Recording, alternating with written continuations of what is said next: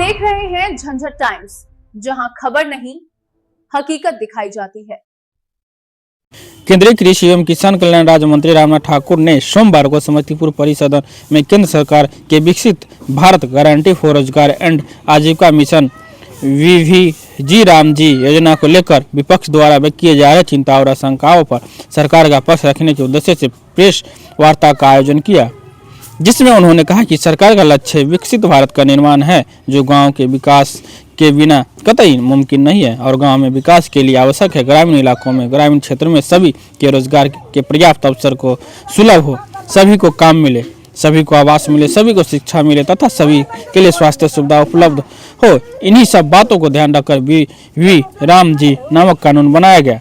उन्होंने कहा कि मनरेगा कानून 2005 में बना था। बेशक इस योजना के कारण तब से अब तक ग्रामीण परिदृश्य में व्यापक परिवर्तन हुआ, मगर कई तकनीकी खामियों के कारण यह योजना इच्छित लाभ प्रदान में सफल नहीं हो पा रही थी, जिस कारण मनरेगा योजना से ग्रामीण के उपेक्षा अनुरूप बदलाव नहीं ला जा सका। श्री ठाकुर ने कहा कि भारत सरकार द्वारा लगभग 86,000 करोड़ रुपए सालाना खर्च करने के बावजूद ग्रामीण क्षेत्र में आशानुरूप विकास देखने को नहीं मिल रहा। कई राज्यों में 60 से 80 वर्ष के लोगों को मजदूरी करने को दिखाया जा रहा है। इससे यह पता चलता है कि इस योजना में कितने बड़े पैमाने पर लूट और भ्रष्टाचार व्यापक है। इसलिए इस कानून में संशोधन की आवश्यकता महसूस की जा रही थी और इसी को देखते हुए नया कानून बनाया गया, ताकि इसमें डिजिटल तकनीकी का उपयोग कर पारदर्शिता सुनिश्चित हो।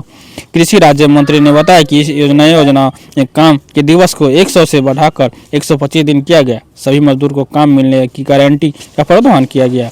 राज्य सरकारों को यह अधिक दिया गया है कि वह बुआई तथा कटाई के समय अधिकतम 60 दिन का समय तय करे, जिस दौरान उनसे कानून के तहत काम नहीं कराया जाएगा, ताकि बुआई कटाई के समय किसानों के लिए श्रमिक की उपलब्धता सुनिश्चित हो सके। पहले यह मांग आधारित थी, अब इसे विकसित ग्राम पंचायत राज की योजना का आधारित बनाया गया। कई राज्यों में कम विकसित ग्राम पंचायत के विकास के लिए प्राथमिकता देने की अधिकार प्रदान किया गया। इस योजना में राज्य की हिस्सेदारी, पहले यह केंद्र सरकार की योजना थी, जिससे केंद्र सरकार और सभी राज्य और सरकार की हिस्सेदारी का अनुपात 90:10 था, मगर इस योजना के राज्यों के दर्जे के आधार पर हिस्सेदारी तय की गई, जिसके मुताबिक इस योजना के पूर्वोत्तर राज्य तथा पहाड़ी राज्य की हिस्सेदारी 90:10 के अनुपात में होगी, जबकि सभी राज्यों में 60-40 के अनुपात में लागू की जाएगी, जिसके मुताबिक ग्रामीण क्षेत्रों के सभी को 125 दिनों की रोजगार प्रदान करने का लक्ष्य का लगभग, जिसमें राज्य सरकार की हिस्सेदारी नियमित सुनर तय की जाएगी। साथ ही योजनाओं के समय पर काम न मिलने बेरोजगारी भत्ता की प्रावधान किया गया। वर्तमान में बेरोजगारी भत्ता 100% राज्य सरकार द्वारा शिक्षित युवा बेरोजगार को ही दी जाती रही। इससे दायरा बढ़ाकर ग्रामीण मजदूरों को भी शामिल किया गया है और बेरोजगारी भत्ते में केंद्र की हिस्सेदारी ही सुनिश्चित की गई है।